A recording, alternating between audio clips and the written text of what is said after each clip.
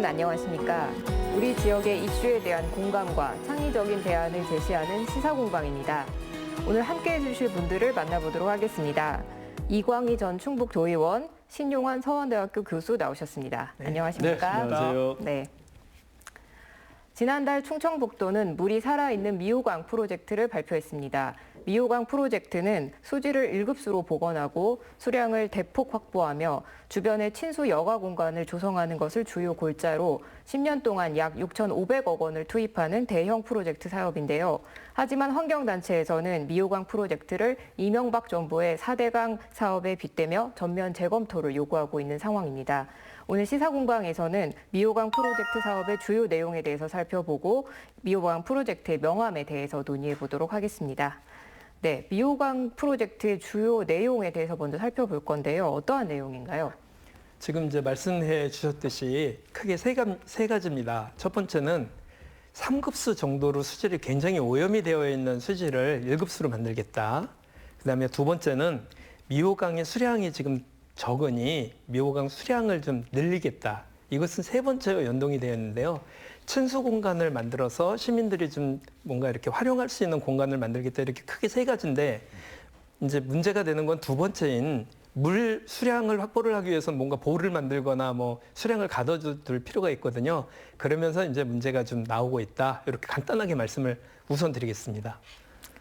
네, 저는 어렸을 때 정말 미호천이라고 이제 공식 명칭은 미호천이죠. 지금 이제 미호강으로. 왜냐하면 우리나라 5대 강을 제외한 5번째로 큰 강이거든요. 그런데 이제 미호천으로 불리기에는 자존심도 좀 상하죠. 미호강변에 살면서 옛날에 오송 가는 미호천 다리 옆에 이제 포플러 단지가 크게 있었고, 그게 이제 포플러 장학회라고 우리 청주에 많은 분들이 그 장학금을 받고 또 공부도 하고 그랬던 추억이 있습니다. 그랬는데 그 뒤로 지금 이제 환경오염이 심해지고 수량이 딸리고 이러면서 아마 미호강, 미호천변에서 놀아본 사람이 거의 없을 거예요. 그런 속에서 우리가 충북이 10년 어떤 미래 사업으로 이걸 추진한다고 해서 굉장히 기대를 사실 가지고 있습니다. 네, 지금 말씀해 주셨지만 일단 상당히 오랜 기간 아주 다량의 돈이 투입되는 그런 사업인 것 같습니다. 간단하게 먼저 좀 개인적인 입장에서 평가를 좀 해주신다면 이 프로젝트 어떻게 보시나요? 일단 이제 미호강에 대한 개략적인 소개를 좀 해드릴 필요가 있는데요. 일단 음성에서 발원을 해서 진천의 농다리로 유명한 농다리를 거쳐서 진천을 항공사진을 찍어보면 마치 용이 꿈틀거린다고 하죠. 그게 미호천이고요. 그리고 청주로 내려와서 청주의 청주의 서편뜰, 그러니까 이제 오송과 오창 연결되는 그 오창뜰 전체의 농업 용수로 지금 쓰이고 있고요. 그리고 그게 연결이 돼서 작천보까지 내려와서 그 이후에는 금강으로 가는, 그래서 세종에서 연결이 되는 이렇게 굉장히 커다란 물줄기예요. 그리고 말씀하셨던 것처럼 우리나라 4대강이 있다고 하면 4대강 다음으로 큰 물줄기를 형성을 하는데 지금까지는 미호천이라고 해왔죠. 그래서 미호강으로 명칭 바꾸기 운동을 계속 좀 해왔는데요. 그러다 보니까 요번에 이제 미호천 프로젝트에도 미호강 프로젝트로 이름이 좀 바뀐 것을 지금 긍정적으로 생각을 좀 합니다. 그리고 문제는 이제 이것을 어떻게 활용할 것인가, 지금까지 어떻게 활용해 왔는가 이런 문제인데 지금까지 미호강을 어떻게 활용을 했냐면 음성 가보면 축산폐수, 그다음에 음성에서 음성 진천의 공단들, 그리고 쭉 넘어오면은 청주에 들어서면서부터 이제 산업단지들이 어마어마하게 많죠. 그래서 산업단지에 산업 용수를 공급하는 형태로 되다 보니까 진천으로 넘어올 때 무려 6급수까지 굉장히 수질이 악화됩니다. 그래서 진천을 넘어오면서는 약 3, 4급수 됐다가 청주로 내려오면서는 다시 3급수로 바뀌는, 그래서 오폐수들이 흘러가는 강으로 지금까지는 활용이 되어 왔다고 할 수 있어요. 크게 보면 농업용수하고 그다음에 공업용수에 흐르는 물 이렇게 처리 용수로 이렇게 활용을 해왔다고 보면 됩니다. 네, 음성에서 이제 발원해서 세종까지 이렇게 합강, 강이 만나는 지점까지 이렇게 보면 무려 이제 90km나 되거든요. 우리 충북 면적의 26%를 그 미호 강 유역이 차지할 정도로 굉장히 크고요. 정말 자존심이라고 불릴 정도로 최근에 우리 충북이 발전하는 축을 보면 미호강을 따라서 대부분 있습니다. 최근에 이제 많이 인구도 유입되고 있는 진천이라든지 오창, 오송, 그리고 만나는 세종까지 보면 최근에 아주 발전이 활발하게 이루어지는 지역들이죠. 또 역사적으로 보면 소로리 벽시, 우리 청주시의 그 마크 CJ 이렇게 있는 그 마크가 심벌이 보면은 그게 소로리 벽시 모양입니다. 15,000년 전 소로리 벽시 발견된 것도 있고요. 또 이미 이제 우리는 다 잊혀졌지만 그 오송 옆에 쌍청리, 만수리 이런 데 신석기 유적 이런 것들은 지금 이제 거의 제대로 보존이 이제 잘 안 되고 있고요. 또 최근에 청주에 보면 이제 테크노폴리스 유역에서도 엄청나게 많은 문화재들이 발굴이 돼 지금 경주박물관으로 일단 임시로 보관을 보내 있죠.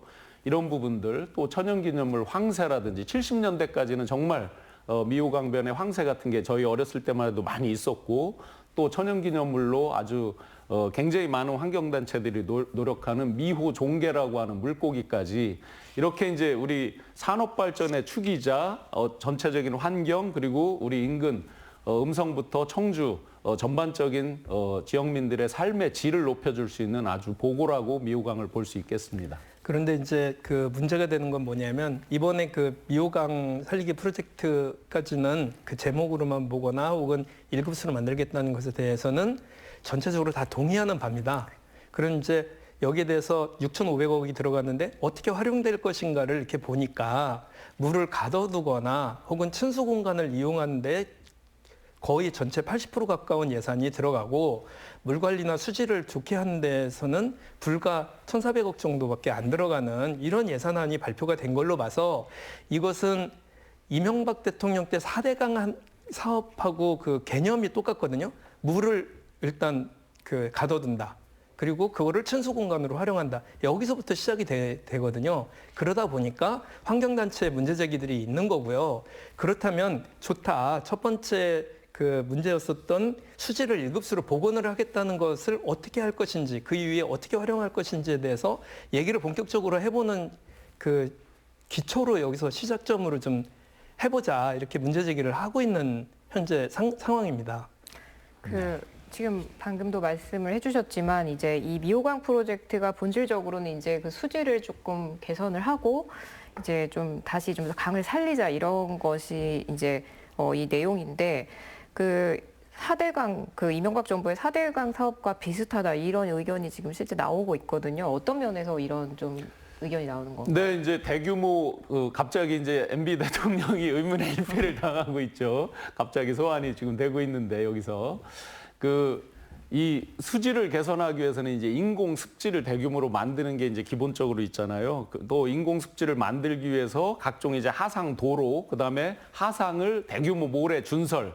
이거는 이제 토목공사거든요. 전체적으로 보면 기본적인 이 토목공사가 선결이 되면서 그 위에 이제 각종 환경을 보존할 수 있는 기구들, 기계들, 각종 오염 정화 장치들, 그다음에 이 상류에서 약 40개 정도에 이르는 보드를 재정비하고 그 보의 높이를 또 높이고 이런 작업들이 이제 대부분이 다 대규모 SOC 인프라 사업이거든요. 그러니까 우리가 이제 흔히 많이 비판을 받았던 대규모 토건 사업 아니냐라고 하는 거에 지금 이게 맞물려 있기 때문에 일단 눈으로 보면 이제 토건 사업처럼 비춰져서 또 그쪽에 예산이 많이 투입되는 걸로 이렇게 책정이 돼 있다 보니까 비판을 받는 것 같습니다. 그 의문의 일패는 아니고요. 2010년도에 이명박 대통령이 4대강 공사를 할 때 충북의 강과 관련된 청과 관련된 여러 가지 사업이 180여 개의 사업을 하게 됐었어요. 예산이 내려왔고 거기에 대해서 환경단체들이나 저 이제 도의원 처음 시작하면서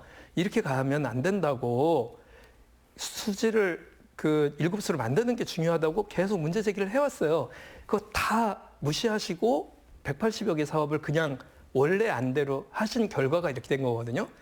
11년 만에 그 결과가 당시에 문제 제기를 했었던 결과대로 된 거예요. 그런데 문제는 여기서 한 발 더 나가서 이제 임기 끝나실 즈음이 되셨는데 그 지사께서 갑자기 미호강 프로젝트를 가지고 오시면서 그때하고 똑같습니다. 단어 하나 안 틀리고 수량 확보, 수질 개선, 배를 띄우겠다.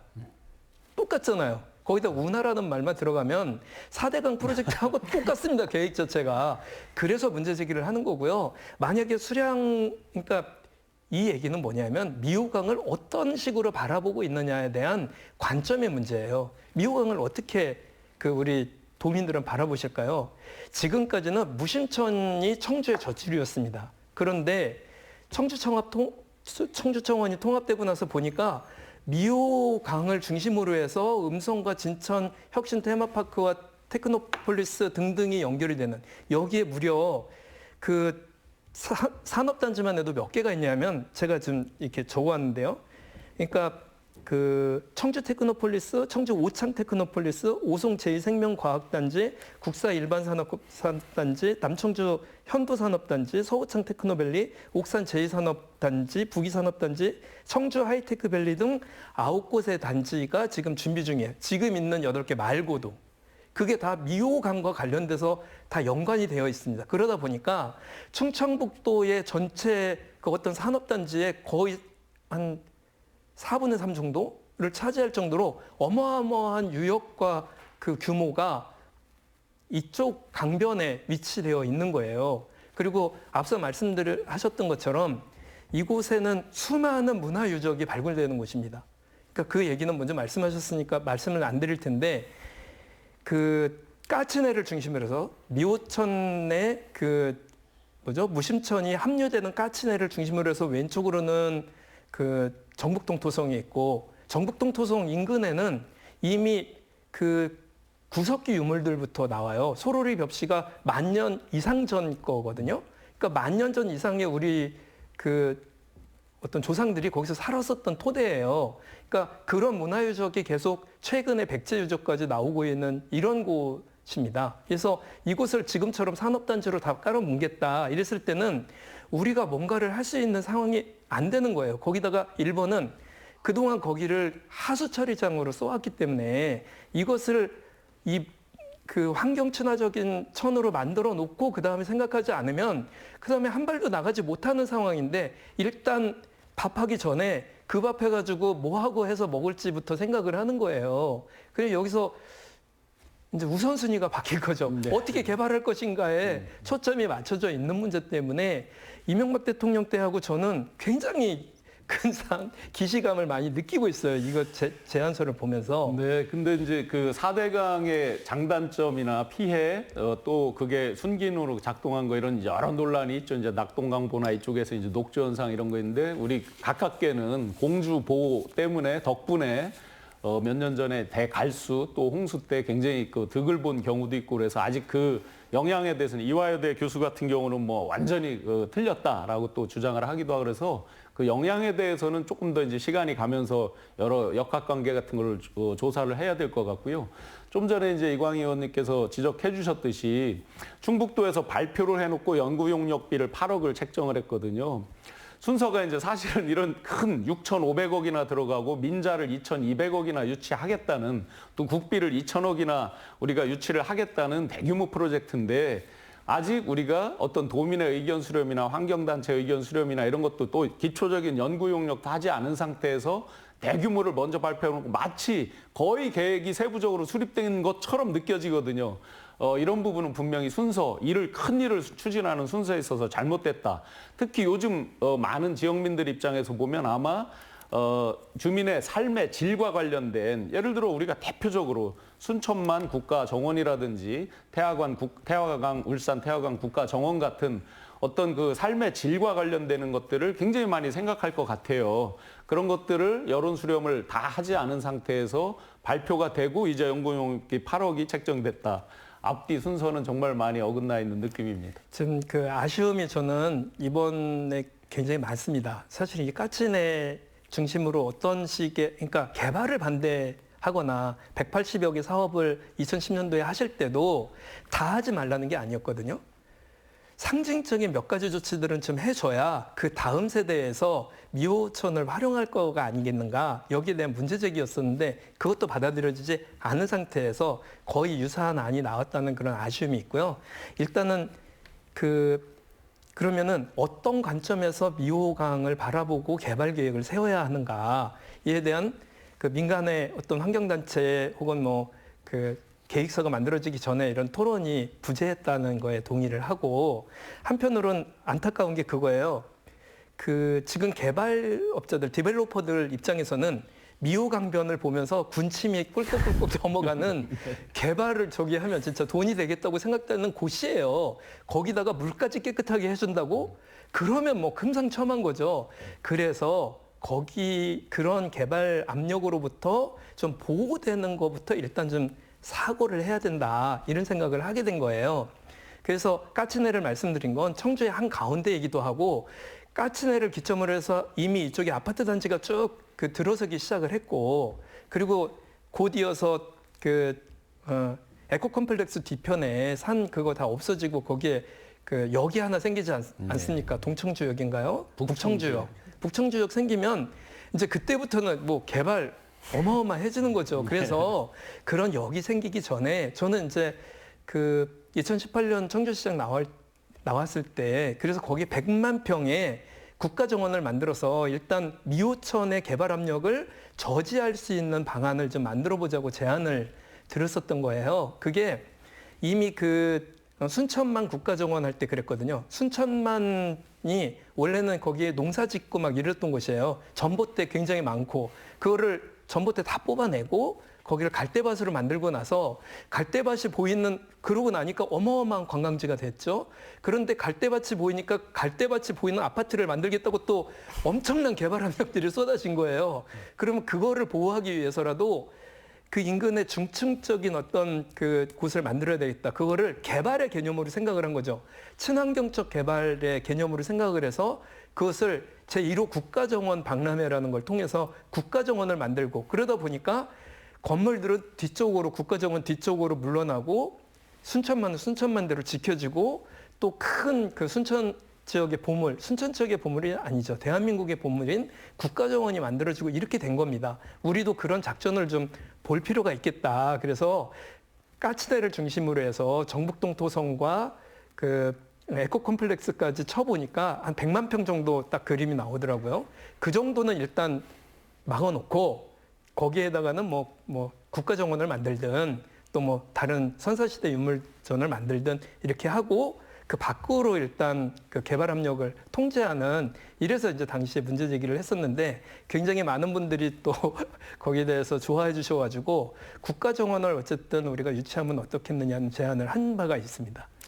네, 이광희 의원의 그 안타까움이 막 느껴지는 그런 말씀이셨는데요. 그 이어서 이제 질문을 다시 좀 드려보자면, 그 미호강 프로젝트의 예산이 있는데 대부분이 이제 그 친수 여가 공간 조성, 여기에 상당히 많이 배분이 되어 있습니다. 근데 이제 말씀하신 대로 좀 환경적인 측면에서 보자면 이제 수질을 개선하는 게 굉장히 본질적인 어떤 목표가 돼야 되는데, 실제로 이제 이런 식으로 예산이 쓰여진다고 했을 때 수질 개선이 가능할지 좀 의문이 좀 들기도 하는데요. 어떻게 보십니까? 일단 예산에 이제 조성부터, 그러니까 정부의 2천억 정도, 그리고 국비 2천억 정도, 그리고 민자 이제 2,200억, 나머지 이제 시군비 1,900억, 도비 이제 한 550억 이런 정도로 해서 전체 약 6,500억인데요. 왜 그러면 그 수변, 레저, 위락시설 이런 것들이 나왔을까? 이해는 됩니다. 충분히 일견 이해가 됩니다. 왜냐하면 국비를 타기 위해서도 매칭하는 그 펀드들이 조성이 돼야 되는데, 매칭을 하려고 보면 우리가 대규모 SOC 인프라 같으면 국민 세금으로, 국비나 지방비로 하는 게 이제 기본일 것이고, 하다 보니까 어느 정도 민자를 끌어들이면서 그분들도 뭐 소위 말해서 이제 건설이면 건설, 토건이면 토건, 이분들도 어느 정도 이익이 또 나게 되려면 민자 유치의 목적을 위해서 어느 정도 이제 레저 위락하고 운영권 이런 문제들이 있겠죠.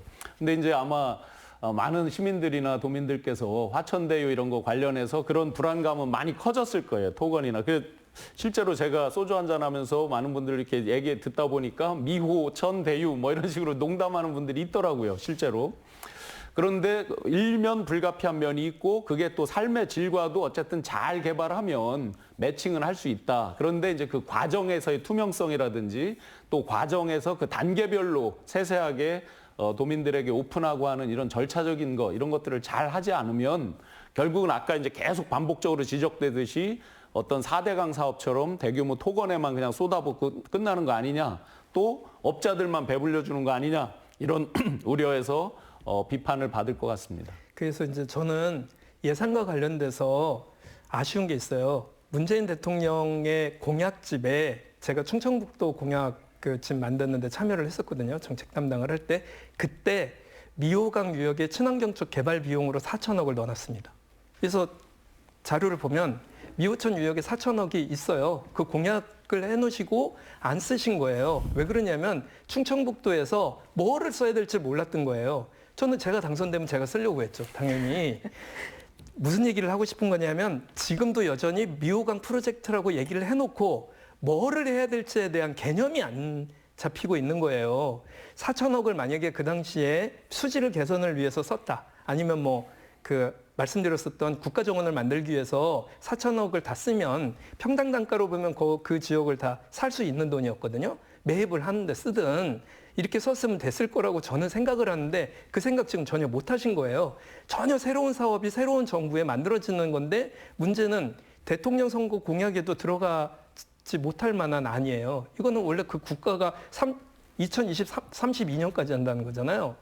그러면 10년이면 어디가 그렇게 했냐면 그 울산 태화강이 10년 동안 계획을 세워서 지금의 울산 사실은 생각을 해보세요. 제가 울산에 대해서 처음 20년 전에 갔을 때 그 냄새하고 악취 때문에 울산에 대한 이미지가 굉장히 안 좋았습니다. 도시 이미지가 일단 냄새 때문에 안 좋았어요. 그런데 지금 가보면 어마어마한 친환경적 도시가 되어 있습니다. 그 이유는 태화강을 바꿨기 때문에 태화강의 보 2개를 철거를 하고 그거 하는데 10년이 걸렸습니다. 그 10년 동안 그 노력해왔었던 그거 들으면 정말 목이 메일 정도로 되게 감동적이에요. 그런데 우리는 그런 준비를 지금부터 하는 게 아니고 이거를 어떻게 개발할 것이냐에 대한 시점으로 보기 때문에 자꾸 돈이고 뭐 이런 문제가 된다고 좀 보는 거죠. 여기에 보면 1,400억 들어간다는 그 미호강 수질 1급수를 만들겠다는 계획은 이미 축사, 농경지 등의 오염물질 유입을 차단을 위해서 뭐 이렇게 인공습지 4개를 이거 원래 만들었어야 되는 거예요. 네. 유입 차관로 이거 다 하셔야 됐어야 되는데 지금까지 안 한 거예요. 안 한 것에 대한 책임을 또 안 지시면서 지금 11년 하셨지 않습니까? 그리고 지금까지 도지사뿐만이 아니라 이 오염원을 만들어내는 음성군수, 진천군수가 여기 책임지셔야 되는 분들이에요. 안 해놓고 지금에 와서 뭐를 하겠다? 임기 다 끝나니까 저는 그게 약간 빈정이 상했다는 거고요.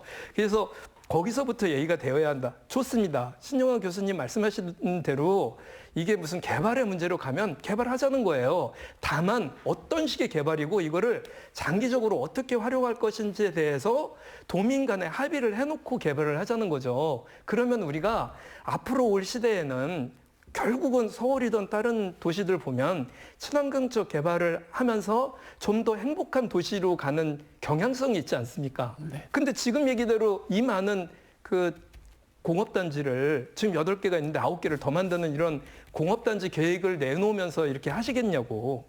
저는 좀 흥분하는 것 같죠? 그래서 문제 제기를 하는 겁니다. 실제로 지금 이제 그 여러 계획 중에 저도 현실적으로 걱정되는 것들이 많이 있습니다. 일단 그 일각에서는 민자 2,200억을 유치를 하지 않아도 기본적으로 습지라든지 국가정원급으로 만드는 것은 가능할 것 같다라는 이야기들이 많이 있어요. 그런데 그거는 이제 결국 방향성에 대한 지역민들의 어떤 총의를 수렴해야 되는 거잖아요. 이제 그런 게 되지 않은 상태에서 어쨌든 우리가 비슷한 모델로 보면 순천만은 우리랑 조금 이제 바닷가니까 좀 거리가 있지만 울산 태화강 같은 경우는 공업단지 지역, 지금 미호강을 끼고 도는 이런 공업단지 지역 하고 맞물려서 비슷하게 모델로 볼 수 있다고 생각해요. 근데 태화강이 6급수에서 1급수를 10년 만에 회복하고 국가정원까지 인정을 받기까지는 시민사회단체와 지역 주민들이 먼저 나서서 같이 관과 함께 융합돼서 했다는 거죠. 예를 들어서 태화강의 그 하저에 있는 쓰레기 걷어내고 하는 것들을 민간 잠수사나 지역 내에 있는 많은 환경단체들, 시민들이 다 같이 해서 거의 주말마다 같이 그냥 자원봉사하고 일을 해서 1급수까지 올라온 거거든요. 그래서 3급수를 지금 미호강은 이제 3급수인데 1급수로 하는 건 충분히 그런 총의가 모아지면 할 수 있다고 보고요. 현실적으로 걱정되는 거는 지금 미호강변에 위치한 8개의 산업단지가 여전히 공업용수가 풍부한 게 아니에요. 부족한 단계입니다. 그래서 우리가 대청댐 쪽에서 이제 끌어서 지금 예를 들어 하이닉스만 해도 지금 저쪽 세관고등학교 청주 쪽에 공사하는 게 다 그게 공업용수 공업 그 관로를 지금 새로 하는 거거든요.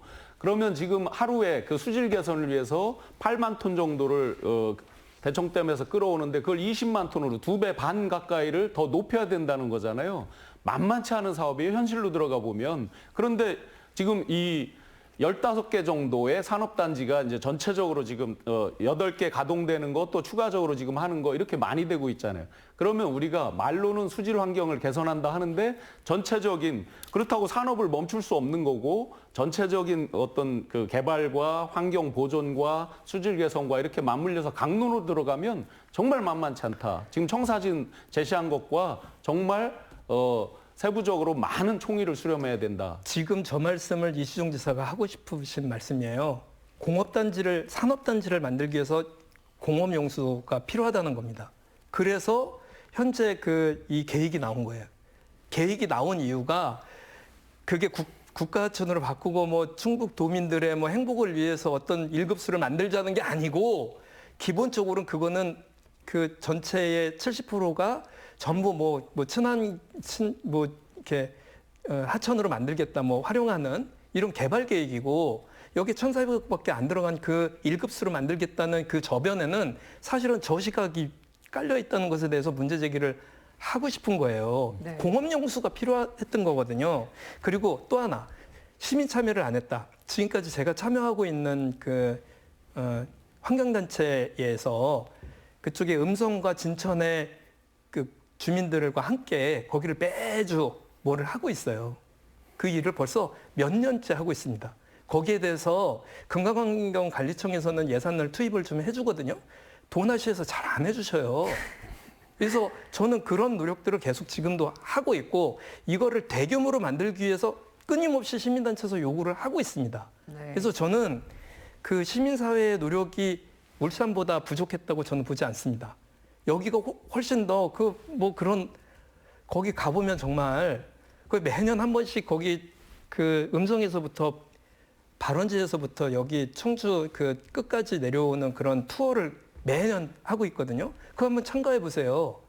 네. 그거 참가해 보면 참담합니다, 정말. 네, 지금 미호강 프로젝트가 이제 워낙 우리 지역의 어떤 젖줄 같은 그런 강을 살리자는 거다 보니까 특히 여기 이광희 의원님께서는 아주 오랜 기간 그걸 위해 노력을 하시다 보니까 하시고 싶은 얘기가 정말 많으실 것 같은데 시간을 많이 못 들여서 죄송하지만 이 프로젝트 벌써 끝났나요? 시간 네. 많이 한다고 했는데. 네, 이 프로젝트 관련해서 성공을 하기 위해서 본질적인 어떤 취지에 비추어 봤을 때 하시고 싶은 말이 있다면 간단하게 한마디씩 좀 해주시면 좋겠습니다. 저는 이제 친수변 위락시설 이런 것도 같이 해야 된다고 봅니다. 뭐냐면 이제 무심천부터 예를 들어 서울을 예를 들면 한강부터 시작해서 탄천이나 이런 걸 따라서 분당 저 밑에 경기도 용인까지 전부 자전거 길 같은 게 또 도보로 갈 수 있는 길들도 이어져 있거든요. 그래서 충주호까지 실제 내려오거든요. 자전거를 타고 올 수 있거든요. 이렇듯이 이제 무심천으로 시작돼서 우리 청주의 젖줄 또 충북의 젖줄로 작용하고 있는 미호강을 개발할 때 당연히 이제 환경 개선하고 수질 개선하고 하는 건 당연한 거고 거기에 주민들의 지역민들의 삶의 질까지 높일 수 있는 이걸 같이 해야 된다고 봅니다. 다만 여기서 이제 뭐 대규모 유람선을 띄운다, 보를 양쪽에 막아서 뭐 돛배를 띄우고 뭐를 하고 이런 부분에 대해서는 또 대규모 유락시설, 놀이시설 이런 것들을 만든다 하는 것들은 조금은 더 많은 이제 여론을 수렴해야 되겠지만 기본적으로 도민들이 지금 청주분들이 랜드마크도 없고 갈 만한 데도 없다. 이 불만이 굉장히 많으시잖아요. 그러면 랜드마크화 하면서 정말 질을 높일 수 있는 이런 시설이라고 하면 또 그게 친환경으로 갈 수 있다 그러면 병행해서 충분히 여론 수렴해서 해야 된다고 생각을 합니다. 이제 위락시설 친수공간이라고 표현되는 지금은 이제 골프 같은 거 있잖아요. 파크 골프장. 예, 무슨 골프라고 그러죠? 파크 골프장. 예, 그 어르신들. 골프장을 지금 설치를 하고 있고 그곳에 수도 없이 많은 자전거 길과 그 전에 2010년도에 그 4대강 사업으로 해놓은 그런 여러 가지 시설물들이 지금 풀 속에 덮여 있어요. 그 소위 말하는 당시에 친수 유력 시설들이 풀 속에 그냥 있거나 지금 활용되는 거는 그런 운동 시설만 조금 남아 있을 뿐입니다. 그런데 도시를 예컨대 세종시가 새로 최근에 만들어진 도시니까 세종시 처음 질 때 가장 먼저 중점을 둔 게 도로하고 공원이에요. 대규모 공원부터 먼저 생각을 합니다. 이제는. 그런데 그 어마어마한 열 몇 개의 공단을 만들면서 그 100만 평 국가정원 하나 만들자는 제안에 화들짝 놀라는 이런 것은 옳지 않다고 저는 생각을 하고요. 그래서 그걸 자전거 길만 생각하지 말고 어떤 자전거 길을 만들 것인가, 어떻게 그 보호할 수 있는 어떤 활용 용도로 쓰일 것인가가 우선되어야 된다고 봅니다. 요즘은 전 세계적으로 정원 도시가 되게 유행이에요. 그죠? 도시를 정원으로 만드는 개념으로 싱가포르나 뭐 미국이나 여러 나라에서 이미 그렇게 하고 있고 영국이나 일본 다 그렇게 가고 있죠. 그리고 우리나라도 그렇게 가고 있어요. 정원이란 말을 가든이라고 하잖아요. 에덴에서 나온 말이 가든이에요. 그러니까 어떤 선들을 구성되어 있는 공간의 정원을 얘기하는 거죠. 숲인데 경계가 있는 곳을 정원이라고 합니다. 그런 곳에 정원을 만들고 더 이상 거기에는 국가가 무슨 시설이나 뭐 아파트나 이런 게 들어오지 못하는 곳으로 일단 막아두자. 그만큼이라도 확보를 하자. 여기에 동의가 되어야 한다고 보고요. 이거를 친수공간이라는 이름 하에 여기를 공업용수로 쓰기 위한 계획과 개념으로 32년까지 여기에 15개의 공단이 들어오는 공단을 공업용수로 쓰자고 하는 계획. 이 계획부터 일단 그만두시라. 그리고 여기에 대해서는 지금까지 여기를 지키기 위해서 수도 없이 많은 미호강 지킴이들이 노력이 이 안에 깔려 있어요. 그분들과 얘기를 좀 하셨으면 좋겠다는 거예요. 왜 여기를 제끼고 가는지 잘 모르겠다는 거고요. 그리고 임기 말에 이 말씀을 하셔서 되게 아쉽다는 말씀을 다시 한번 드리면서 새롭게 이제 도지사 출마하시는 분들은 우리 신 교수님도 출마하시지 않습니까? 여기를 개발 계획에 공업용수로 쓸 생각하지 마세요. 그렇게 하면 안 됩니다.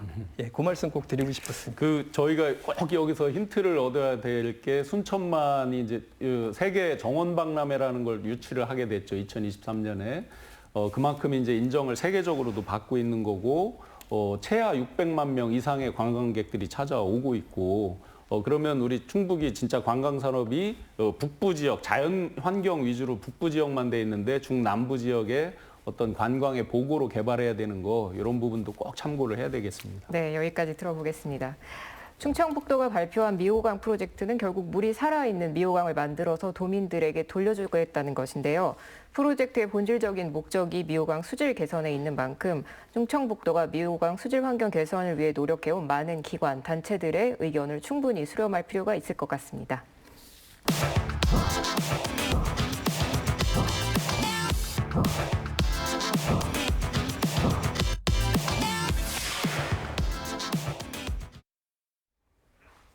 지난달 28일 고향사랑 기부금에 관한 법률, 이른바 고향세법이 국회 본회의를 통과했습니다.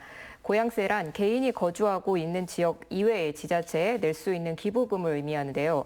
1인당 연 500만 원을 한도로 기부금을 내면 기부금의 일정 비율에서 답례품을 제공하고 세액 감면 혜택을 주는 제도입니다. 고향세법의 시행으로 지방재정 확보와 지역 농특산물 소비 촉진에 효과가 있을 것으로 기대가 되고 있는데요. 이번 시간에는 고향세법의 주요 내용과 고향세법의 성공적인 정착을 위해서 무엇이 필요할지에 관해서 이야기해 보도록 하겠습니다. 네, 고향세법이라는 이 단어 자체를 아마 처음 들으시는 분들도 참 많으실 것 같습니다. 고향세법은 구체적인 내용이 무엇이 있을까요? 네, 정확히는 이제 우리는 전기료도 전기세라고 그렇게 얘기를 많이 하죠. 보면 이제 정확히는 세금은 아니고 고향사랑 기부금에 관한 법률이 이제 새롭게 제정이 됐습니다. 그걸 줄여서 이제 고향세라고 이렇게 부르는데 참 오래 걸렸습니다. 발의된 건 2007년 문국현 씨가 이제 출마하면서 대선 나오면서 그 발의한 것부터 시작해서 가깝게는 2017년 문재인 대통령께서 이제 공약으로 집어넣어서 10만 원까지 세액공제하고 하는 것들을 쭉 발의해서 거의 그 당시에 제안됐던 대로 지금 이제 통과는 됐습니다. 이게 우리 충북으로서는 정말 많이 기대를 해볼 수 있는 법률입니다. 충북뿐만 아니라 이제 출향 인사가 많은 지방에서는 굉장히 도움이 되는 건데요. 2008년에 이제 일본에서 고양세가 신설되고 나서 작년에 무려 82배, 처음 시행할 때보다 82배나 더 많은 그 기부가 이어져서 약 7조 원이 넘는 그런 기부가 됐다고 하는 것들을 보면 정말 우리 충북도 앞으로 기대할 바가 크다고 생각합니다. 네, 일단 이제 그 고양세법이라고 하는데 엄밀한 의미에서는 이제 기부금이에요. 그 시골에서 똑똑한 놈 나오면 서울로 올려보내죠. 그러면 서울에서 세금 내고 그냥 살아요. 지역에는 기여를 하지 않습니다. 그러다 보니까 서울에 사는 사람도 부담스럽고 지역에 뭔가 자기가 지금 기여를 하고 싶은데 그래서 기부금을 내면 어떤 한도 내에서 낸 기부금 중에 일부가 그 어떤 지방으로 떨어지는 겁니다. 그 이제 예컨대 그거를 그 세액으로 볼 것이냐, 세금으로 볼 것이냐, 아니면 기부금으로 볼 것이냐의 차이는 있거든요. 그래서 일본 같은 경우가 이제 이것 때문에 굉장히 좀 그 각광을 받게 됐어요. 왜 그러냐면 지역에서는 지방세 수입이 그렇게 높지 않지 않습니까? 그런데 지방세 중에서 일부의 금액을 어쨌든 이쪽으로 내려보낸다니까 지역으로 자기 고향으로. 그러니까 당연히 그쪽에 돈을 내게 되겠죠. 그래서 우리나라 같은 경우는 500만 원 한도 내에서 연 기부금을 내면 기부액의 일정 비율을 그 답례품을 제공을 지역에서 또 합니다. 그러면 그 답례품을 위해서라도 또 내게 되죠. 그 일본 같은 경우 보니까 굉장히 재밌는 그런 답례품들이 많더라고요. 그리고 세액 감면 혜택을 또 받습니다. 그러니까 당연히 내가 어차피 세금을 낼 건데 그 세금을 그 고향사랑 세금으로 이렇게 좀 내겠다. 이런 이제 개념인 거죠. 네, 그 말씀해 주신 것처럼 지금 일본 같은 경우는 굉장히 노령화가 이제 특히 지방 같은 경우에 많아지면서 이제 이런 법률을 시행을 하고서 좀 효과를 많이 보고 있는 것 같습니다. 일본에서 저희가 찾아볼 수 있는 어떤 좋은 사례라든지 어떤 그런 점이 있다면 무엇이 좀 있을지. 네, 일본이 이제 2008년도부터 시행을 했는데요. 일본은 처음에 시행착오가 있었어요. 일본도 처음부터 막 고향세 기부금이 답지한 건 아니고요.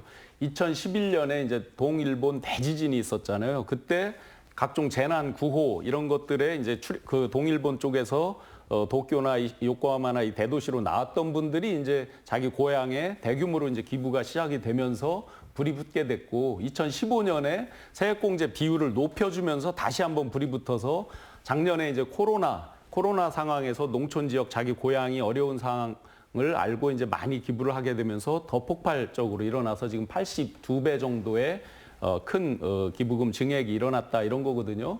그럼 우리 충북으로 한번 돌아보면 충북의 재정 자립도가 약 33% 정도 됩니다. 전국 평균이 약 49%니까 굉장히 열악하죠. 이걸 지금 추산해서 아직 정확한 어떤 시범적인 추산은 다 안 돼 있지만 지방세 재정에서 약 4% 정도까지 기여하는 일본의 케이스들이 있다고 합니다. 그러면 33이었던 재정 자립도가 뭐 37까지도 갈 수 있겠죠. 예를 들면. 그리고 이제 그 답례품 이런 것들을 보면 일본이 이제 바닷가에서 해산물 이런 것들을 답례품으로 하면서 우리가 이제 30%까지 예를 들어 100만 원을 내면 30만 원까지를 답례품을 받을 수가 있는데 해산물 이런 걸 하면서 작업 인력이 늘어나잖아요. 그러니까 농촌 일자리 창출, 일손에 대한 그 가동이 풀로 되는 거예요. 외지인들도 유입이 되고 또 대표적으로 이제 체험 관광 이런 것들을 답례품으로 아이디어로 팔게 됐어요. 농촌 그 농장 체험이라든지 이런 것들을 팔게 되면서 지역 관광이 활성화되고 가장 최근에는 젊은 창업가들이 어플을 개발해서 기존에는 이제 관에서 이거를 답례품 같은 거를 재고를 관리하고 배송까지 관에서 책임졌었거든요. 근데 최근에는 민간 기업들이 그걸 대신해서 어플로 관리하고 하면서 훨씬 효율을 높여주는 그러니까 물류까지를 부담을 관에서는 덜고 훨씬 직거래 효율을 높여준 거죠. 그래서 이제 답례품으로 받은 사람은 이게 좋으니까 그 다음에 또 구매로 이어지잖아요. 그래서 농촌의 생산까지 활성화되는 이런 선순환이 지금 이제 일본에서 좋은 케이스들이 있기 때문에 그 시행착오와 좋은 케이스를 저희가 충분히 스터디를 해서 우리 충북에도 적용할 수 있을 것 같습니다. 지금 이제 일본의 사례가 고향세와 관련돼서는 당연히 이제 일본에서 굉장히 큰 성공을 거뒀으니까 처음부터 성공을 거뒀었던 건 아니고 최근에 이제 좀 높아졌는데요. 그 이유는 방금 말씀하셨던 첫 번째가 그 어떤 답례품의 혜택을 크게 했었던 거. 이게 이제 첫 번째 사유고, 두 번째는 기부금 용도를 기부하는 사람들이 선택할 수 있도록. 그래서 나는 우리 동네, 옛날 내가 살던 내 고향 동네에 어떤 일을 좀 하는 거에 이 돈이 쓰였으면 좋겠다는 거를 선택을 할 수 있도록 하면서 굉장히 좀 높아졌고요. 그 다음에 이렇게 하다 보면 그 전에는 일본 같은 경우는 어떤 행정 절차가 되게 복잡하잖아요. 근데 일본에서는 파격적으로 여기에 대해서 행정 절차를 좀 간소해야 하고, 그리고 고향 사랑 뭐 이렇게 한다고 하니까 홍보를 대대적으로 하게 된 겁니다. 여기에 대해서 막 지자체 간 경쟁이 일어나가지고 막 덤핑 치고, 그래서 오히려 사회 문제가 될 정도로 이렇게 되면서 어쨌든 세금을 내는데 기분 좋게 내는 세금이다. 이렇게 알게 된 기부금입니다. 예. 네, 그 기부금, 정확하게는 이제 기부금인데 이 고향세를 유치하기 위해서 우리 충청 북도에서 좀 필요한 게 있다면 좀 무엇이 필요할까요? 대표적으로 이제 그 도농에서 고향에 대한 사랑을 더 이제 그 관심을 증폭시키는 거잖아요. 그래서 지속적으로 출향인사에 대해서, 출향인사 분들에 대해서 지역을 홍보하는, 특히 이제 온라인, 모바일 이런 홍보 기능을 굉장히 강화해야 되는 거죠. 기본적으로 이 고향세는 자기가 살고 있는 지역에는, 그 시군구에는 못하게 돼 있거든요. 그러니까 당연히 이제 사람들이 다른 지역에 할 바에는 당연히 고향에 할 거 아니에요. 그러니까 출향인사들 데이터베이스를 강화하고 평소에 계속 그 지역에서 나오는 어떤 소식 같은 것도 좀 전해주고 모바일로 홍보도 강화하고, 또 물론 답례품을 받기 위해서만 누가 기부를 하겠어요? 그건 아니겠지만 고향에서 나오는 특산품 이런 것들도 계속 홍보를 하면서, 그래서 제가 검색어에 충북, 고향세, 답례품 이렇게 검색을 해봤는데 많이 아쉬웠어요. 뭐냐면 전통주 일부 올라와 있는데 어찌 보면 이제 전통주는 공산품 단계에 올라와 있거든요. 꼭 충북만이, 우리가 이제 충북에서 대표적으로 새로 생긴 그 전통주 창업자들도 있고 막 하지만 어떤 대규모로 공장화해서 하는 이런 것들도 있고 우리 지역만의 어떤 특산품 이런 게 아직 안 올라와 있어요, 보시면. 그러면 그 뒤집어서 보면 그거에 대한 발빠른 대처가 아직은 안 되고 있다는 거죠. 물론 2023년에 시행하니까 아직 시간이 있지만 지금부터 열심히 홍보하고 강화하고, 그다음에 이제 계속 우리는 충북은 2030년에 되면 5개 군 지역이 인구 소멸 지역으로 돼 있어요. 그러면 인구 소멸 지역으로 예측이 되고 있는 지역들의 농특산품 이런 것들에 대해서 집중적으로 더 강화, 홍보도 강화해주고 이런 노력을 선제적으로 충북은 해야 되겠다라고 생각합니다. 일단 충북 차원에서 그 고향세 신설과 관련돼서 노력했었던 사례들을 보면, 일단 아까 2007년도에 문국현 대통령 후보가 당시에 대통령 공약으로 내놓은 이후에 사실은 2011년도에 홍재영 전 국회의원께서 이 고향세법을 발의를 하셨었어요. 근데 그 당시에 어떤 여러 가지 정치적 상황으로 좀 잘 안 됐고요.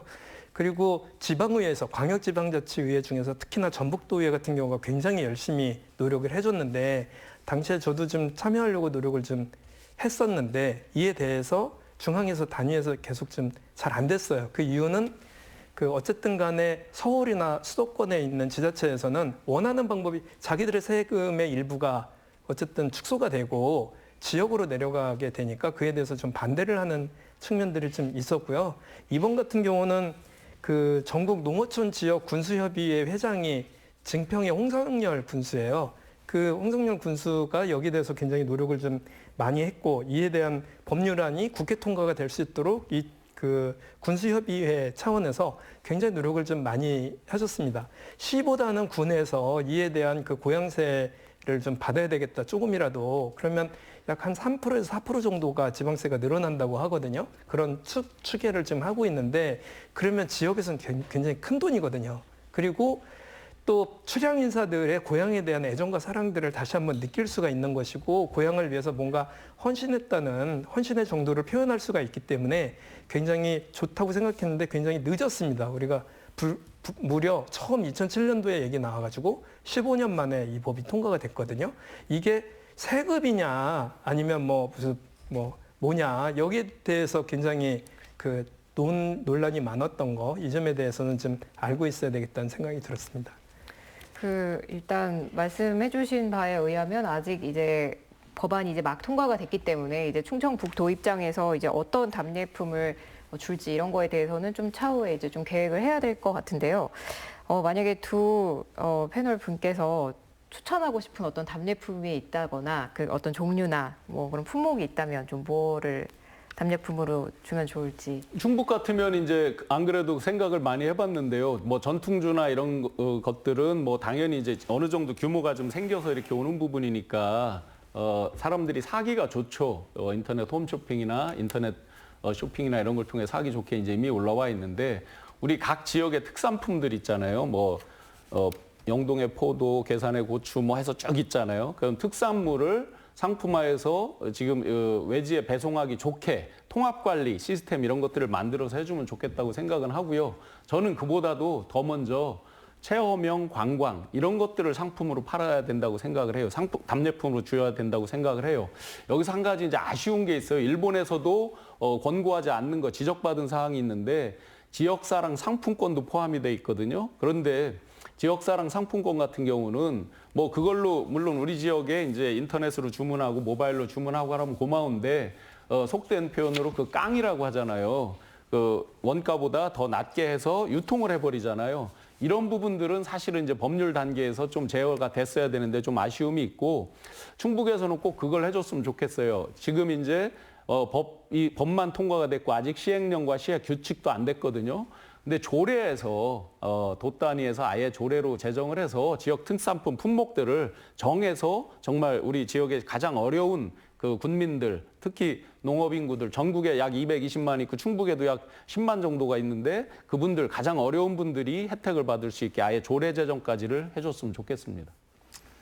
그 이제 떠올릴 수 있는 건 지금 말씀하셨던 대로 영동의 뭐 꽃감, 보은의 대추, 뭐 괴산의 무슨 각종 농산물들 이런 거를 생각을 해볼 수가 있고 그다음에 관광자원과 관련돼서 1박 2일 티켓이라든가 이렇게 줄 수가 있어요. 그런데 이제 일본 같은 경우 가만히 보면 이렇게 된 고향세 기부금이 지방세 수보다 더 많은 이런 지자체들이 많습니다. 이런 곳의 특징은 굉장히 자기들의 아이디어를 많이 냈다는 점이에요. 그래서 지금 말씀드린 대로 지역 차원의 이것에 대해서 집중적으로 고민해야 될 어떤 전문가 집단부터 만드는 게 일단 더 중요하다고 저는 생각이 들어요. 그래서 예컨대 일본 같은 경우 성공했었던 사례 중에 하나가 기업형 고향납세제도 같은 경우가 도입이거든요. 그러니까 여기에서 성공했었던 그러니까 전체 기부금이 역시 예컨대 일본 같은 경우도 도쿄, 오사카, 나고야 이런 3대 도시가 제일 많아요. 결국은 이거에 대해서 가장 많은 그 기부금을 가져갈 수 있는 데가 서울, 부산, 광주 이런 곳이라는 얘기예요. 그러면 여기에 맞서는 또 다른 전략들이 필요하다고 보는 거죠. 여기에 대해서는 지방자치단체가 일본의 경우도 똑같이 경쟁을 하는 거거든요. 이렇게 될 경우는 당연히 이것도 수도권 중심, 큰 도시 중심으로 갈 수밖에 없다는 점을 유념해야 됩니다.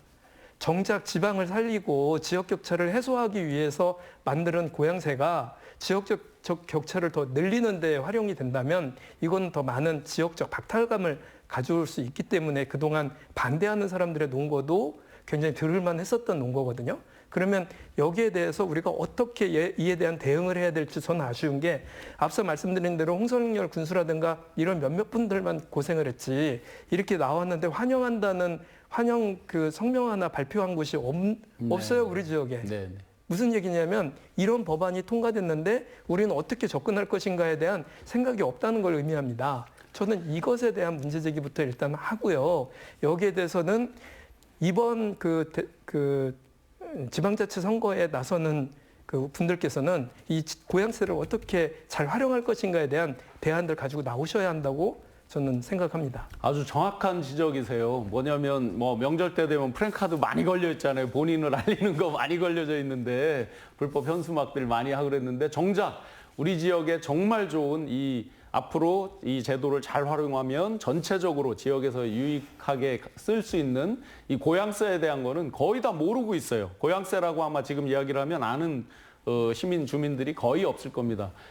정말로 아쉬운 대목이죠. 무엇이 중요한디 그 우선순위를 잘 모르는 측면들이 있고요.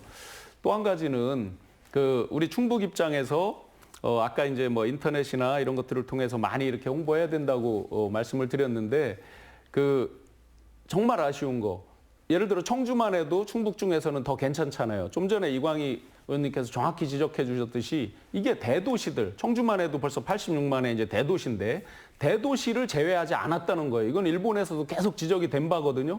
이 법의 근본 취지가 이 법을 만든 게 도농 간의 격차를 해소하고 소멸되는 농촌 지역을 더 활성화시켜주고 이런 거였는데 자 고향의 개념으로 보면 출생지가 어디가 더 많겠어요? 대도시가 더 많잖아요. 아까 도쿄, 오사카 하듯이 서울이나 뭐 인천이나 부산이나 이런 큰 도시들로 오히려 도농 격차를 해소한다는 게 그걸 또 더 벌릴 수도 있겠다. 이런 이제 아쉬움이 굉장히 많아요. 그래서 이런 부분을 도에서 홍보할 때 기왕이면 이런 큰 시보다는 농촌 지역 거를 더 적극적으로 활용할 수 있게 답례품을 그런 걸 더 우선해서 앞쪽에 이렇게 배치를 해준다든지 하는 홍보 노력이 필요할 것 같습니다. 그 지금 방금 말씀하셨던 그런 이제 걱정 때문에 사실은 이 법안을 만드는 과정에서 약간의 그 상충되는 부분들을 좀 배제하고 최대한 좀 지역 균형 발전에 맞게 만들기 위해서 예컨대 지방자치단체가 해당 그 모금을 할 때 고향세 납부자들은 지방자치단체 주민이 아닌 사람에 대해서만 고향사랑 기부금을 할 수 있도록 했어요. 그러니까 서울에 살면서 서울에 내면 안 되는 거고 그렇죠. 청주에 살면서 청주에 내면 안 되는 이런 거죠. 그래서 이런 점을 많이 보완을 하고 여기에 대한 그 국회에서의 토론들이 굉장히 좀 원활하게 있었다는 점은 다시 한번 좀 확인을 하지만 그럼에도 불구하고 그 우려가 되는 거는 어쨌든 이제는 수도권 사람들이 밖에도 더 많아요. 그 지역 사람들보다. 그리고 말씀하셨던 것처럼 충북 같은 경우는 대한민국하고 굉장히 비슷한 인구 규모를 가지고 있거든요. 51% 이상이 청주에 살아요.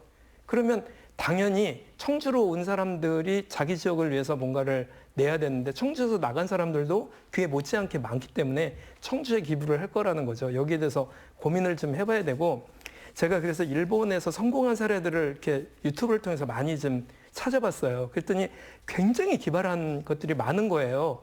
정말 아이디어 싸움이다. 충주에 한 그 홍보하는 동영상 만들어가지고 충주 홍보를 굉장히 잘한 공무원이 한 분 계시잖아요. 네.